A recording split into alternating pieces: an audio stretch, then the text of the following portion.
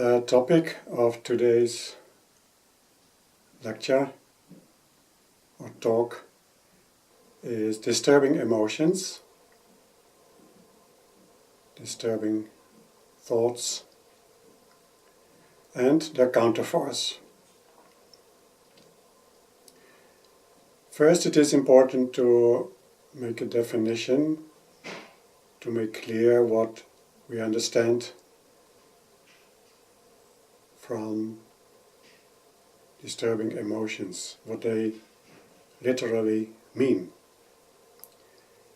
Disturbing means it has two meanings. The first is it disturbs the tranquility of the mind. It makes the mind untranquil. And second meaning of disturbing is that it makes us unhappy. So they are the opposite of being happy, and they are the opposite of having a calm and peaceful mind. We might say that we are three levels of disturbing. One is the disturbing of the mind itself, which means the thinking, the mental reactions, which disturb our inner peace. We also might call them negative thinking, negative thoughts. Like, for instance, have a negative opinion about myself or my identity of who I am, or about others. We are prejudiced. We have negative judgments about situations. So it concerns the mind, the ratio. Second is the disturbing feelings, and third, emotions. You cannot quite compare feelings and emotions as being the same. It is a large topic, maybe for later, but feelings are more on the sub-level of our consciousness. They can last longer. They're sometimes difficult to feel, to be aware of, are more or less hidden feelings, or feelings that we are clearly aware of. Emotions, on the opposite, are very strong. They are very clear, we recognize them immediately. We experience them immediately. So their force is stronger, their impact is stronger, be it positive or be it negative. While feelings mostly maybe last a little bit longer. And emotions are more of the explosive kind. And we have to consider where these emotions, these disturbing thinking, these disturbing feelings come from. We might say, or usually maybe we think, that there is something outside a person, a situation, the way someone looks at us or speaks to me, or a certain situation, that makes us unhappy, that disturbs our mind or feelings. And so we blame the outside world. In the Buddhist sense, this is impossible. Everything we experience, everything, be it positive or negative, in relation to the outside world, is arising in my mind, arising in my heart. The only one that experiences feelings and thoughts as a reaction on the outside world, the only one is me, is my mind. The outside world may have completely different intentions or meanings, but the way I experience them can only be experienced in my mind and in my heart when it concerns feelings. So there is nothing to blame, not the outside world and also not my inside world. It is just the way we react on situations. When they're positive reactions, then they make us happy and they fulfill our desires and our wishes. It is negative when they make us unhappy, as explained before, makes us untranquil, and it is concerned with disappointment of expectations, be it expectations from a person outside, and also many times it is being disappointed in myself. I'm not a good person, I'm not very interesting, I'm not worth all this attention, I don't have many good qualities, others are better. This is what we call the inner disturbances. And as soon as something happens outside, it might be a trigger, but the experience is from myself only. And where do they come from? In Buddhism, we explain them from the 5 skandhas and the alaya vijnana. The 5 skandhas are, there is form, someone outside, situation outside, an object outside. Through the senses it comes into my conscious, it comes into my mind, and this gives the second skandha, aggregate, that gives a certain experience of what we see or hear or smell outside us. Third is a certain emotional reaction, the feelings, the emotions, in relation to what we see and roughly experience outside. Fourth is the mental reactions, the thinking, the judgments. And fifth is the consciousness, where all these 4 aggregates come together and they make up the consciousness of the whole situation and the feelings and the thoughts about the situation. So form, perception, an emotional feeling, reaction, a mental reaction, volitions, mental formations, and the consciousness where all these come together. That is what happens tens of thousands times a day, in a split second. And we are most of the time even unconscious, because we are used to it, and because we have to react like that. There's no other way. The senses, they have to register what is outside, and they have to pass it through the consciousness, as just explained briefly. Next question is, what makes these emotions and this thinking colored? The color of positive or negative or neutral. Neutral means either negative, either positive. So where come these colors of negative feelings or positive feelings, or negative thinking, positive thinking, or neutral reaction? This is explained by Buddha through the alaya vijnana,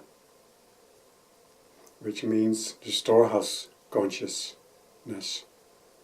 That's a very common explanation, the storehouse consciousness. It means that everything we have experienced in our life, from the moment we are being born up till now, we had many experiences from the outside world, and we have learned from our parents, from our friends, from our enemies, from our mental reactions and emotional reactions within ourselves, how to deal with them, and this pattern, how to deal with it, is like a storage in our consciousness. So you might say that the bigger part, maybe the biggest part of our reactions, the color of positive, negative and neutral, is based on what is projected, what is rising up from the storehouse consciousness. All the patterns of reactions are there. You might say we have learned how to react, and once we have learned, we repeat it again and again.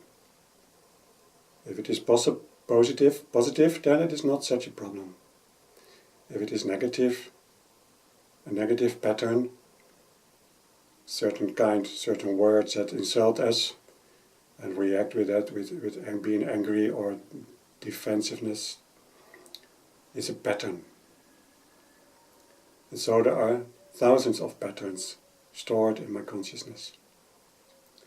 We have learned them. So what is the counterpart of it? If there is something that makes us unhappy, an insult, being angry, being irritated, resistance, feeling ashamed, feeling insecure, being afraid, being lonely, feeling guilty, feeling not a very worthwhile person, and so on and so on. All those feelings and mental patterns that make us suffer. It means that if we have learned something, then it is also possible to relearn it, to change it for another pattern. Samsara means the endless cycle of reacting through the same patterns which cause suffering in myself and in relations to the outside world. Samsara is the endless circle of the reactions all at the same time which create suffering. There's no end to it. And as Buddha explained, these are the causes of suffering: desire and the frustration of desire, which is called the desire which makes us happy, or the desire that makes us unhappy. And then it turns into resistance. And of course, being angry is the kind of feeling that brings the greatest suffering in ourselves. It is a very destructive emotion, not only to myself, but also in relationships with others.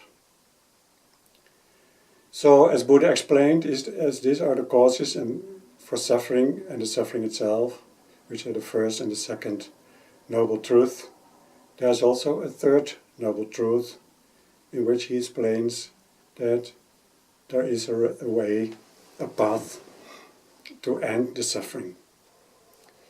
So here we meet with the counterpart of our disturbing emotions and disturbing thoughts and thinking, and the patterns that lie behind. To give an example, when I feel angry or when I feel insulted by the words that someone uses against me, then it might be the alaya vijnana, the storehouse consciousness reaction to defend and to be angry and to insult again, or to feel depressed and sad and retreat from the contacts and lock myself up in a dark room. This is samsara, which brings the same pattern, which causes the same reactions in the future as it did in the past. It's a confirmation of what we have done. So the third path, the way out of the suffering, is concentration and awareness. I have to see and I have to feel that a certain very painful emotion or mental conception, like I am insulted, he is right, I'm worth nothing, or I get angry, which make me also very sad and restless. When I concentrate and am aware of this uprising feeling or thinking with a negative character, that is why I use concentration and awareness, or the most beautiful mindfulness of it, to see the damage done. Second counterforce is the wisdom. The wisdom tells us, for instance, that I know where it comes from, that it is a pattern that I am used to and that makes us unhappy. And the wisdom tells me everything that is unsatisfactory I can change, because I can change my mind, I can change my feelings, I can change my conceptions about myself, I can change the negative emotions, the anger in this example. So the wisdom recognizes the pattern and recognizes the way and the possibility of liberation, of change, of transformation from unhappiness into peacefulness or happiness, or being content about myself. And third counterforce is the love and the compassion itself. It means that when I let go, when I recognize these negative feelings and I see the relative nature of it, the wisdom, then I can see that it is not really the ultimate truth of my emotions. And when I am aware of that, then I can use the counterforce of love and compassion, that I suffer from this, but that it is not necessary, that I'm not a very bad person, but that basically I'm a very good person. Only there are some experiences in my life that are troubling me.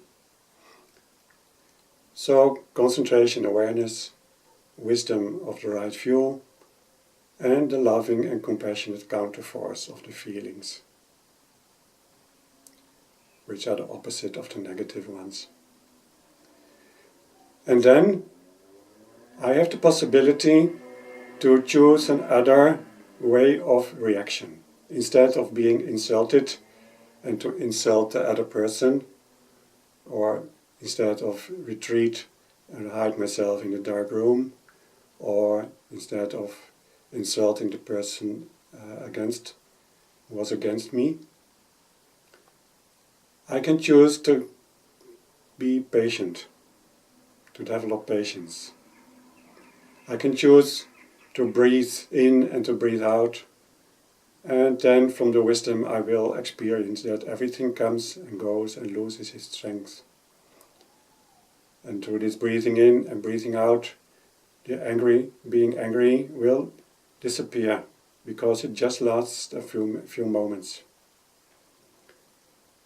And through this patience, I can change the pattern. I don't have to follow the negative pattern, but I can be a kind person at the moment, kind to myself, because I understand what it's coming from, and I understand the suffering it creates. So that's the compassion, and the wisdom tells me I can use a counterforce, patience, breathing.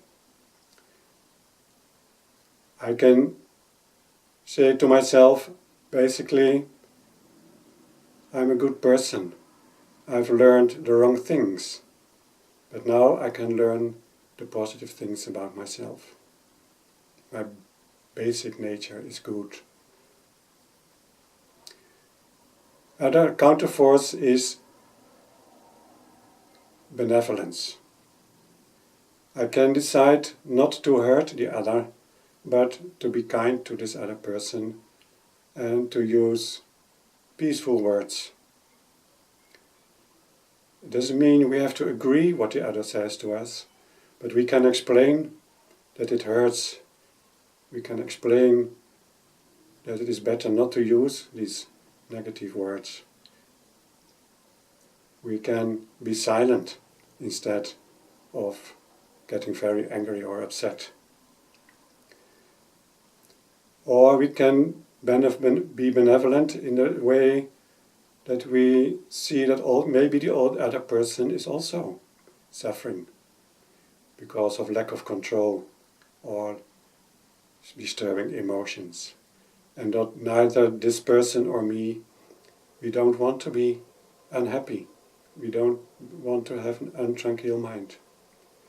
So we can calm and soothe the situation through this uprising inner peace and this uprising calm and stabilized mind.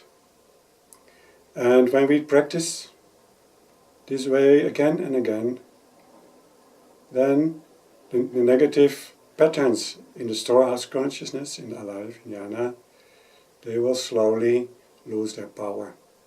They will not be stirred up, or even they might disappear, because we have learned to change a negative pattern into a positive pattern. And so we will find that there's always the chance to develop inner peace and to develop happiness, instead of hurting ourselves and damaging ourselves in following negative patterns. And this inner peace and this being happy will be very stable, will be very forceful, will be very trustworthy, because it is always there. It is the basic nature of our mind, which we call the Buddha nature. But anyhow, our basic original state of mind is peaceful, is positive, is full of love and compassion, because there are no disturbances. There's always joy, because there are no hindrances for the joy. And there's equanimity. It means there is no influence from hatred or anger or attachment. The attachment and the aversion, they lose their power, and we reach the final state of our mind, which is the equanimity. And these four together, the love, the compassion, the joy and the equanimity, is a very stable, trustworthy spiritual friend. The only thing we have to do is to get to know him or her, to use it when we need it, and to make it stronger and stronger and stronger. And so we can discover that not the negative, disturbing emotions, feelings and thoughts are mastering me, but the deep, peaceful mind, my deep Buddha nature, is mastering all the suffering and make it disappear. So we have to choose what we want. We have to be mindful, the most beautiful mindfulness there is. We have to develop a strong motivation to be a happy and peaceful person, and to radiate that and use it in situations with other people.